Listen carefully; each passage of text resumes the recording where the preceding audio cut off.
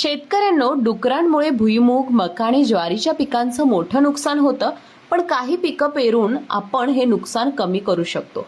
भुईमुगाच्या शेतीभोवती चारही बाजूंना करडईची काटेरी रोपं लावा. त्यामुळे डुक्कर शेतापासून दूर राहतात आणि पिकांचं नुकसान टळतं. मका किंवा ज्वारीच्या पिकाभोवती 4 ते 5 ओळीत एरंडेलची पेरणी करा. एरंडेलचा तीव्र वास डुकरांना आकर्षित करतो आणि त्यामुळे ते थेट मक्याला हात लावत नाहीत. या पद्धतीमुळे 75 ते 90% नुकसान रोखता येतं. शिवाय शेतकऱ्यांना एरंडेलचं अतिरिक्त उत्पन्नही मिळतं. याशिवाय पिकांभोवती नारळाच्या दोऱ्या 3 ओळीत लावा. 2 ओळींमध्ये लाकडी खांब ठेवा आणि त्या दोऱ्यांवर गंधक आणि घरगुती तेलाचं मिश्रण लावा.